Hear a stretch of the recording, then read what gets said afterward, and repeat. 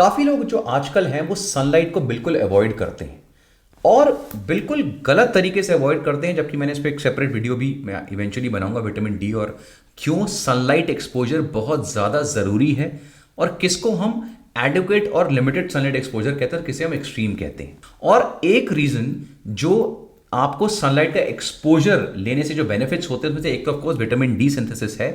उसके अलावा nitric oxide का लिंक जो सनलाइट है उससे बहुत स्ट्रांग है। नाइट्राइट और नाइट्रेट जो होते हैं ये आपकी स्किन में काफी सारे रोल प्ले करते हैं। फॉर एग्जांपल इन्फ्लेमेशन को रिड्यूस करना, एक anti microbial defence system create करना, वुंड हीलिंग और ऐसे और भी बहुत सारे बेनिफिट्स होते हैं जो इस स्किन को प्रोवाइड करते हैं।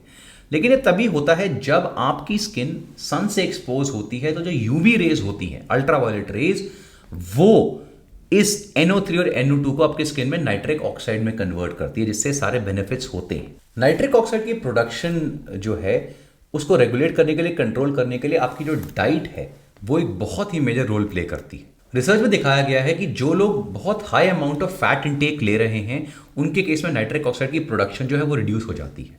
इसका मतलब ये नहीं है कि आपने लो फैट डाइट पे चला जाना है, आपने एडिक्वेट हाई क्वालिटी अच्छी क्वालिटी के फैट्स लेने हैं। लेकिन अगर आप बहुत एक्सेसिव उल्टा सीधा खा रहे हैं, जंक वगैरह जिसमें बहुत रिफाइंड फैट्स हैं और वो बहुत हाई अमाउंट में ले रहे हैं, तो आपकी नाइट्रिक ऑक्साइड की जो प्रोडक्शन है वो रिड्यूस हो जाएगी। सेम केस होता है अगर आप शुगर वगैरह बहुत ज्यादा अमाउंट में खा रहे हैं, सुक्रोज बहुत हाई अमाउंट में कंज्यूम कर रहे हैं, तो भी नाइट्रिक ऑक्साइड की प्रोडक्शन रिड्यूस होती है। जो DHA सप्लीमेंट होता है, आपने देखा होगा फिश ऑयल, उसमें EPA और DHA होता है, डोकोहेक्सोनोइक एसिड जो है, और इकोसेपेंटोनिक एसिड जो होते हैं EPA DHA, आपने देखा होगा लिखे होते हैं फिश ऑयल के ऊपर। ये हम फिश ऑयल की वीडियोस में इवेंचुअली कवर करेंगे। तो DHA जो है वो आपकी नाइट्रिक ऑक्साइड की प्रोडक्शन को काफी बूस्ट करता है। वो हम इवेंचुअली देखेंगे कि वो क्या बेनिफिट्स होते हैं उसके फिश ऑयल्स की, जब हम डिटेल स्टडी देखेंगे। हाउएवर नाइट्रिक ऑक्साइड के, नाइट्रेट्स के जो मेन सोर्सेज हैं वो हैं वेजिटेबल जैसे कि lettuce, spinach, pomegranate, carrot, radish और बीटरूट यानी चुकंदर। और इनके कंपैरिजन में जो फ्रूट्स होते हैं, जनरली फ्रूट्स जो है वो नाइट्रेट्स में काफी पुअर होते हैं। और जैसे मैंने बताया उसके अलावा जो सप्लीमेंट्स होते हैं जैसे कि L-arginine और सिट्रुलिन, ये भी आपकी नाइट्रिक ऑक्साइड की प्रोडक्शन जो है वो इंक्रीज करते हैं, बहुत पावरफुल तरीके से करते हैं। एक सबसे बड़ा प्लस पॉइंट ये है कि जो नाइट्रेट्स आपकी वेजिटेबल्स में मिलते हैं, चाहे आप वेजिटेबल्स को रॉ लें चाहे उनको कुक करें, आपकी जो नाइट्रेट्स की जो एब्जॉर्प्शन है वो बहुत एफिशिएंट होती है। ऑलमोस्ट 100% नाइट्रेट आपकी कुक्ड या अनकुक्ड वेजिटेबल से आपकी बॉडी में एब्जॉर्ब होता है। जब आप फूड से या सप्लीमेंट से आप नाइट्रेट्स लेते हैं तो अप्रॉक्सीमेटली 1.5 से 3 घंटे के बीच में वो जो है वो आपकी ब्लड में नाइट्रिक या नाइट्रिक ऑक्साइड जो है वो पीक कर जाता है। और जो हाफ लाइफ है नाइट्रेट्स की वो है अप्रॉक्सीमेटली 5 से 8 घंटे। उसके बाद ये आपके यूरिन से एक्सक्रीट हो जाता है। एक स्टडी में दिखाया गया कि जब कुछ स्पोर्ट्समैन को अप्रॉक्सीमेटली 500 ml बीटरूट जूस दिया गया तो उनकी जो बॉडी का या प्लाज्मा का जो नाइट्राइट कॉन्सेंट्रेशन था अप्रॉक्सीमेटली 400% तक बूस्ट हो गया। इसलिए beetroot juice is one of the most powerful suppliers of nitrates in your diet. बहुत ही नेचुरल और पावरफुल सप्लायर है जिसमें NO प्रोडक्शन जो है जबरदस्त तरीके से बूस्ट होती है। तो अब आपको समझ में आ गया होगा कि जो मैक्सिमम प्री वर्कआउट सप्लीमेंट है उनको हम NO बूस्टर क्यों बोलते रहते हैं। वो इसलिए बोलते रहते हैं क्योंकि जब आपका नाइट्रिक ऑक्साइड अमाउंट बूस्ट होता है आपके ब्लड में, ऑटोमेटिकली आपकी वैसोडायलेशन होती है, यानी आपके जो ब्लड वेसल्स हैं उनका जो साइज है वो बढ़ता है। फॉर एग्जाम्पल अगर ये ब्लड वेसल है, इसके अंदर से थोड़ा सा ब्लड जा रहा है, इसका साइज बढ़ा दूं तो अमाउंट ऑफ ब्लड बहुत ज्यादा जाने लगेगा। तो दिस इज व्हाट हैपन जब आप नाइट्रिक ऑक्साइड या नाइट्रेट रिच फूड्स लेते हैं, तो जिससे वो नाइट्रिक ऑक्साइड की प्रोडक्शन बढ़ाता है, उससे आपके ब्लड वेसल्स ओपन अप होते हैं, डायलेट होते हैं। जितना ज्यादा वो डायलेट होंगे उतना वो जो ब्लड है उसका फ्लो बढ़ेगा। और जो फ्रेश ब्लड होता है वो बहुत high amount of oxygen carry करता है, बहुत high amount of nutrients carry करता है। यही न्यूट्रिएंट जब फ्रेश ब्लड के साथ आपकी मसल्स में जाते हैं तो वहां पे वेस्ट प्रोडक्ट को रिमूव करते हैं और आपकी रिकवरी में जो है वो बहुत बेनिफिशियल प्रूव होते हैं। आपकी परफॉर्मेंस को बूस्ट करते हैं, रिकवरी को एनहांस करते हैं, फटीग लेवल्स को कम करते हैं। हमने ऑलरेडी आर्जिनिन और सिट्रुलिन के केस में देखा कि किस तरह नाइट्रिक ऑक्साइड की प्रोडक्शन से मल्टीपल डिजीजेस में बेनिफिट होता है, इस वीडियो में हमने देखा।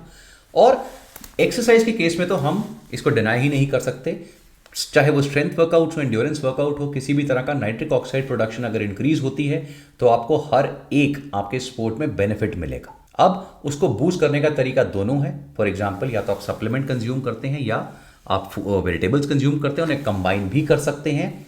लेकिन जो मैक्सिमम स्टडीज हुई हैं जो नाइट्रिक ऑक्साइड प्रोडक्शन को लेकर हुई हैं, जब हम स्पोर्ट्स की बात करते हैं, स्पोर्ट्स परफॉर्मेंस की बात करते हैं, तो वो हुई हैं बीट रूट को लेके, बीट रूट एक्सट्रैक्ट को लेके। और beet root extract has come out to be one of the most powerful nitric oxide boosters जो आप यूज कर सकते हैं एक नेचुरल फॉर्म में। इसीलिए हमारे प्री वर्कआउट का जो नेक्स्ट इंग्रेडिएंट होगा वो होगा beet root extract, which is one of the richest and the most powerful sources of nitrates, या जो आपकी नाइट्रिक ऑक्साइड प्रोडक्शन को बहुत पावरफुल तरीके से बढ़ाएगा। और जो अमाउंट हम यूज करेंगे, क्योंकि आप प्लीज अंडरस्टैंड कि हम लोग बीटरूट जूस यूज नहीं कर रहे हैं, हम बीटरूट का जो एक्सट्रैक्ट है वो यूज कर रहे हैं, which is a very potent and pure form. For example, जैसे हमारा जो सप्लीमेंट है तुलसी का, जो तुलसी का एक्सट्रैक्ट है, जो तुलसी प्रो में है, वो तुलसी की लीव्स नहीं है, वो तुलसी की लीव्स बहुत सारी लीव्स को जो है प्रोसेस किया जाता है, जिससे उनका एक्सट्रैक्ट निकलता है, प्योर एक्सट्रैक्ट निकलता है, अर्क निकलता है प्योर। तो वो जो है वो बहुत ही कॉन्सेंट्रेटेड फॉर्म होता है। इसी तरह बीट रूट जूस में और बीट रूट एक्सट्रैक्ट में डिफरेंस है। बीट रूट एक्सट्रैक्ट बहुत ही कॉन्सेंट्रेटेड फॉर्म है बीट रूट जूस का, जिसके अंदर से एक्सट्रैक्ट किया जाता है, और हमें एक्चुअली उसका मेन बेनिफिट होता है एक्सट्रैक्ट का। तो जो बीट रूट एक्सट्रैक्ट हम डाल रहे हैं अपने प्री वर्कआउट में, जो हमारा नेक्स्ट इंग्रेडिएंट है, 100% प्रूवन है to boost nitric oxide production, उसका अमाउंट विल बी 1000 mg, यानी 1 ग्राम, जो काफी है, बहुत अच्छा अमाउंट है। एक और मेजर जो बेनिफिट है नाइट्रिक ऑक्साइड का, इनफैक्ट बहुत ही पावरफुल और पोटेंट प्रूवन बेनिफिट है, जो वर्ल्ड ओवर एक बहुत बड़ा रेज बन चुका है, वो है नाइट्रिक ऑक्साइड का बेनिफिट इरेक्टाइल डिसफंक्शन में। जब मैं इरेक्टाइल डिसफंक्शन की बात करता हूं तो सिंपल टर्म में, जब कोई आदमी प्रॉपर इरेक्शन अचीव नहीं कर पाता सेक्सुअल परफॉर्मेंस के लिए, सेक्सुअल सेटिस्फैक्शन के लिए, उसे हम इरेक्टाइल डिसफंक्शन कहेंगे। यानी या तो उसे इरेक्शन हो ही नहीं रही है, या हो रही है लेकिन वो इनसफिशिएंट है। ईडी कोई फिजियोलॉजिकल प्रॉब्लम नहीं है, या आपको कोई मेजर इलनेस कॉज नहीं करेगा, ऐसा कुछ नहीं होता। Is more of a psychological problem, लेकिन इससे जो क्वालिटी ऑफ लाइफ है वो बहुत ज्यादा इफेक्ट होती है, और रिलेशनशिप की डिटोरिएशन में ये एक मेजर कॉज है। One of the major leading causes of erectile dysfunction is diabetes. जो डायबिटिक्स होते हैं वो नॉर्मल इंडिविजुअल से 3 टाइम ज्यादा प्रोन होते हैं इरेक्टाइल डिसफंक्शन जो है उससे सफर करने में। जो सेकंड एक मेजर कॉज होता है वो होता है एज। जो लोग 50 से लेकर 90 साल की उम्र के बीच में होते हैं, उनके इरेक्टाइल डिसफंक्शन डेवलप करने के चांसेस 10 गुना बढ़ जाते हैं एज कंपेयर टू 50 साल से नीचे की उम्र के लोग। और ऑफकोर्स ये बात है कि जब हम इरेक्शन की बात करते हैं, पीनिस इरेक्शन की बात करते हैं, तो इरेक्शन का मतलब होता है कि पीनिस में जो मसल्स हैं उसमें ब्लड फ्लो इंक्रीज होगा, तो ऑटोमेटिकली इरेक्शन होगी। जब ब्लड फ्लो इंक्रीज होगा तो उसका डायरेक्ट हम रोल किसको देंगे? नाइट्रिक ऑक्साइड को। जब इनिशियल ईयर्स में ये पता लगा था कि नाइट्रिक ऑक्साइड से इरेक्शन जो है वो इंप्रूव होती है, तो सबसे पहले उसका टॉपिकल एप्लीकेशन यूज किया गया, यानी पीनिस के ऊपर डायरेक्टली कुछ ऐसी क्रीम्स लगाई गई जिससे नाइट्रिक ऑक्साइड की प्रोडक्शन इंक्रीज होती है। ऑफ कोर्स वो नाइट्रिक ऑक्साइड की प्रोडक्शन थोड़ी बहुत इंक्रीज भी हुई, लेकिन उसमें यह भी देखा कि इनमें से मैक्सिमम जो क्रीम्स थी, जेल्स थे, उनकी परफॉर्मेंस जो दे रहे थे, जो इरेक्शन वो प्रोवाइड कर रहे थे, वो बहुत ही टेम्पररी और छोटी थी, और वो जो सेक्सुअल सेटिस्फैक्शन है उसमें कोई भी मेजर रोल प्ले नहीं कर रही थी। आज की डेट में इरेक्टाइल डिसफंक्शन को ट्रीट करने के लिए सबसे कॉमन मेडिसिन यूज होती है, वो होते हैं PDE5 इनहिबिटर्स। PDE5 का फुल फॉर्म होता है फॉस्फोडाइएस्टरेज 5।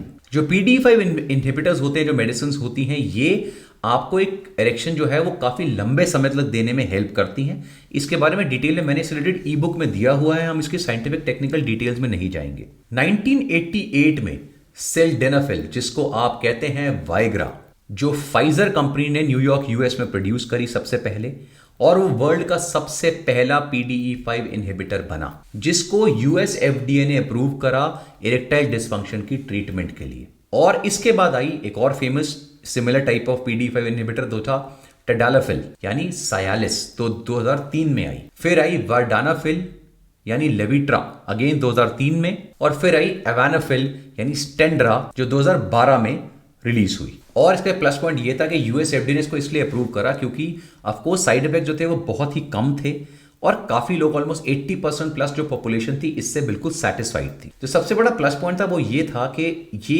एक बहुत ही एक्यूरेट मेडिसिन थी, यानी ये जब आप लेते हैं तो ये एग्जैक्टली जो आपका लोकलाइज्ड एरिया है, यानी आपकी पीनिस है, उस पर डायरेक्ट एक्ट करती है। तो जब हम इरेक्टाइल डिसफंक्शन की बात करते हैं तो citrulline malate, arginine, even beetroot extract जो है, it can be beneficial. Beetroot extract पे इरेक्टाइल डिसफंक्शन के ऊपर कोई स्टडी नहीं आई है, तो उसको हम ये नहीं बोल सकते कि वो इरेक्टाइल डिसफंक्शन में हेल्प करेगा, कोई भी रिसर्च नहीं है।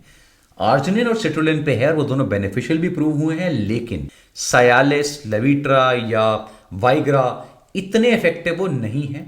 ये बहुत पावरफुल मेडिसिन हैं जो आपको इफेक्ट सिट्रुलिन और आर्जिनिन से आएगा, वो बहुत ही माइल्ड इफेक्ट है जो इन मेडिसिन के आसपास भी नहीं है। तो ये अगर कोई आपको झूठी तसल्ली दे रहा है कि ये आर्जिनिन ले रहे हो इरेक्टाइल डिसफंक्शन में हेल्प करेगा, बहुत माइनर इफेक्ट देगा। अगर आप सच में मेजर ईडी की प्रॉब्लम से सफर कर रहे हैं तो आपको मेडिसिन जो है वो लेनी चाहिए, नहीं तो आप उस पर डिपेंड नहीं रह सकते कि मैं आर्जिनिन से ठीक हो जाऊंगा। आर्जिनिन कोई ट्रीटमेंट नहीं है, ना सिट्रुलिन है। सिट्रुलिन और आर्जिनिन आपकी नाइट्रिक ऑक्साइड प्रोडक्शन को जरूर बढ़ाएंगे, ईडी में थोड़ा बहुत बेनिफिट भी देते हैं, लेकिन जैसे मैंने बताया not as strong as the proper PDE5 inhibitor medicine. So I hope guys nitric oxide के ऊपर जो आपके क्वेश्चंस थे उसकी एक्सप्लेनेशन थी, एनओ क्या होता है, कैसे काम करता है, वो सारी चीजें आपको समझ में आ गई होंगी।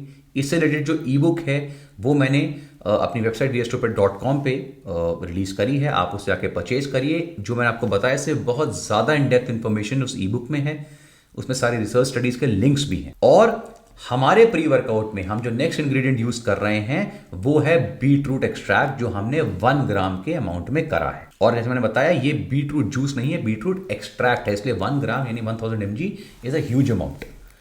तो अब जो हमारे प्री वर्कआउट में इंग्रेडिएंट्स अभी तक हमने ऐड करे हैं वो हैं citrulline mallet, beta alanine, tyrosine और बीटरूट एक्सट्रैक्ट। आने वाले वीडियोस में अब हम देखेंगे इन शॉर्ट के और कौन से इंग्रेडिएंट्स जिनको हम ऐड करके फाइनली एक amazing powerful no nonsense no proprietary blend pure research based pre workout बनाएंगे। और ऐसी बहुत सारे अमेजिंग वीडियोस के लिए देखते रहिए बी स्टूपिड। जेनेसिस जो one of the most extensive online fitness program था वो अब और भी ज्यादा एक्सटेंसिव हो चुका है। और ऐसा क्यों है ये चेक करने के लिए आप मेरी वेबसाइट vstupid.com पे जाइए और जेनेसिस फिटनेस प्रोग्राम को चेक करिए।